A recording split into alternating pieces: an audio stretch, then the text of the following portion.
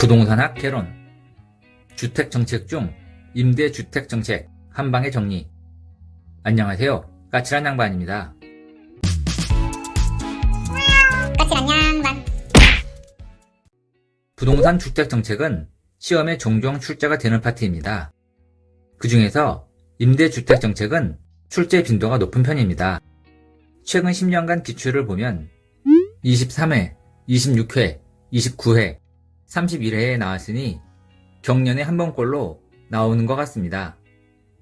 이 부분이 사실 문제 지문만으로만 보면 무슨 소린가 싶고 난해해 보이지만 상황을 잘 이해하고 있으면 크게 어려운 내용은 아닙니다. 하지만 모든 이론이 그렇듯이 파고들면 한없이 파고들 수 있지만 저는 10년간의 기출문제에 나왔던 지문을 중심으로 설명드리겠습니다.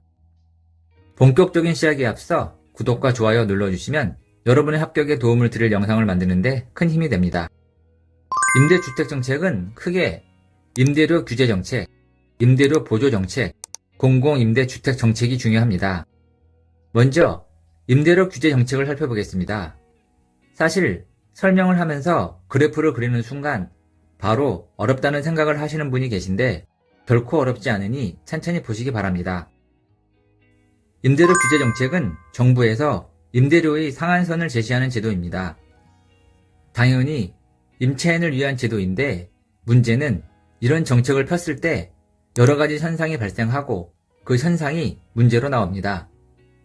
그래프로 설명하면 이해가 쉽습니다. 그래프처럼 균형 임대료와 균형 임대량이 있는데 정부에서 균형 임대료 이하로 임대료를 규제합니다. 그러면 가격 그래프는 내려와서 새로운 그래프를 그리게 되는데 수요는 수요 곡선을 따라 내려와서 수요량이 균형 임대량보다 늘어나서 초과 수요가 생기고 공급 곡선과 만나는 지점은 왼쪽 아래니까 공급량 부족을 나타냅니다. 정리하면 시장 임대료보다 규제 임대료가 낮으면 그래프에서 보듯이 초과 수요가 발생하고 공급자 입장에선 임대료를 다 못 받으니까 수선 관리를 소홀히 하게 되고 그러다 보면 당연히 주택의 질은 저하가 되고 아예 주거용으로 임대하던 걸 다른 용도로 전환할 수도 있고 그러다 보면 임대주택에 투자하려는 사람이 줄어들게 됩니다. 이런 현상이 지속되면 수요는 늘고 공급은 줄어드니 품귀 현상이 발생하게 되고 수요자 입장에선 정부 규제보다 웃돈을 주고 입주하는 암시장이 생깁니다. 즉, 이중 가격이 형성됩니다. 시장 자체가 이중 가격이 형성된 시장이다 보니 이미 입주해 있는 임차인은 가급적 이사를 안 가려고 합니다. 이사 나가면 전에보다 비싼 임대료를 내야 하니까 최대한 그 자리에 머물려고 합니다. 즉, 기존 임차인의 주거 이동이 저하됩니다. 효과를 따지면 단기적인 효과와 장기적인 효과가 다르게 나타나는데 주택시장은 단기엔 비탄력적입니다. 일반 공장처럼 수요가 늘었다고 당장 집을 지을 수가 없으니까 비탄력적인데 그러다 보니 임대료를 규제하면 당장은 임차인에게 혜택을 주고 규제에 의한 하락한 가격만큼 임차인은 소득이 는 것과 같은 효과, 즉 소득 재분배 효과가 생깁니다. 따라서 임차인 보호 효과가 크게 나타납니다. 장기로 가면 주택시장은 탄력적으로 바뀝니다. 주택을 팔든 다른 용도로 전환할 기회가 많아지든 아무튼 중요한 건 장기에는 공급자 입장에서 임대주택 시장을 덜 들어오니까 공급량이 많이 부족해지고 그에 비례해 초과 수요는 더 많아집니다. 그럼으로써 자원 배분이 정상적으로 이루어지지 않는 자원 배분 왜곡 현상이 일어납니다. 만일 시장 임대료보다 규제 임대료가 높으면 어떻게 될까요? 당연히 아무런 효과가 없습니다. 지금 100만원 받고 있는데 120만원 이상 받지 못하게 한다고 무슨 변화가 생기겠습니까? 계속 받던 대로 100만원 받으면 되는데 관련 기출 지문들을 보면 좀 더 명확해집니다. 키워드를 보면 22회 임차인들의 주거이동 저하 26회 임대부동산을 질적으로 하락 22, 25회 공급 축소와 질적 저하 22, 24회 균형 임대료보다 낮아야 시장에 영향을 준다. 23, 25, 28회 주재 가격의 차이만큼 임대료 보조 효과. 23, 26, 28, 29회 균형 가격 이하로 규제하면 임대주택의 공급량이 감소. 28회 임대료 규제란 주택 임대인이 일정한 수준 이상의 임대료를 임차인에게 부담시킬 수 없도록 하는 제도이다. 계속해서 임대료 보조 정책에는 임차인에게 보조금을 지급하는 경우, 주택바우처 제도, 주거급여 방식 등이 있는데, 먼저 보조금 지급하는 경우는 앞의 수요 공급 파트를 이해하고 있으면 매우 간단합니다.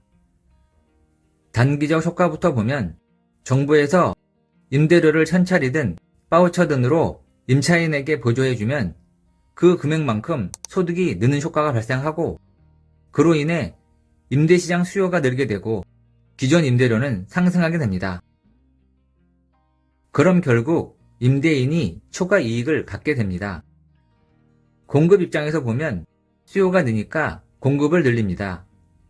임대주택 공급량이 늘면 임대료가 다시 낮아지게 되고 단기 시장에서 존재했던 초과 이윤은 줄게 됩니다. 임차인은 공급량이 많다 보니 주거 선택 범위가 넓어집니다.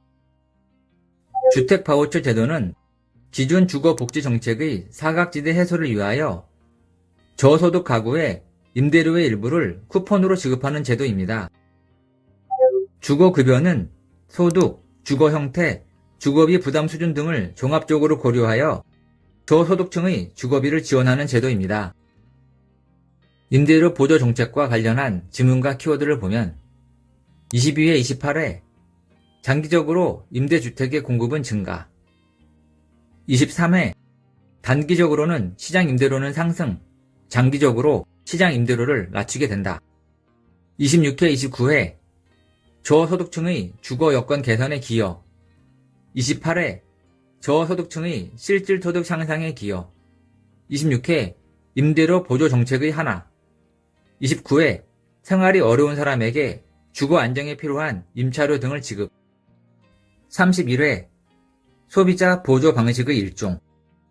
복지 기능도 수행. 주거 가격 비율과 소득 대비 임대료 비율. 여기서 주택 가격 비율은 주택 가격이 소득의 몇 배인지를 나타내는 지표이고, 임대료 비율은 소득의 몇 %가 임대료인지를 나타내는 지표입니다. 끝으로 민간임대주택특별법 및 공공주택특별법에 문제가 종종 나오는데, 이 부분은 임대주택 유형에 대해 잘 알고 있어야 합니다. 대표적인 주택 유형을 보면 민간임대주택에서 공공지원 민간임대주택, 공공지원을 받아 건설 10년 이상 임대, 장기 일반 민간임대주택, 공공지원 민간임대주택이 아닌 주택 10년 이상 임대, 공공임대주택에서 영구임대주택, 최저소득계층 50년 이상, 국민임대주택, 저소득 서민 30년 이상, 행복주택, 젊은 층을 위해 공급 30년 거주 가능, 통합공공임대주택, 젊은 층 및 사회 취약계층 등 30년 거주 가능, 장기전세주택, 전세계약 방식 20년 거주 가능, 분양전환 공공임대주택, 기존 주택 매입 임대주택, 기존 주택 전세 임대주택. 이상 10개의 임대주택 유형이 대표적인데, 분양전환 공공임대, 기존 주택 매입, 기존 주택 전세 임대주택은 내용에 주택명이 나와서 헛갈릴 일이 없는데, 나머지는 헛갈릴 수 있습니다. 암기법을 말씀드리면, 최저소득 계층인 영구는 젊은층 행복과 저소득 국민 통합을 위하여 장기 전세, 장기 일반 주택을 공공 지원했다. 5,321채. 이렇게 외우면 됩니다. 관련 기출지문과 키워드를 보면 25회 장기 일반 공공 지원 민간 임대주택이 아닌 10년 이상, 31회 영구 최저소득계층 50년, 31회 행복 젊은 층, 26, 31회 장기전세 전세 계약의 방식, 31회 분양 전환 분양 전환할 목적으로 공급. 기존 주택 전세. 기존 주택을 임차하여 전대.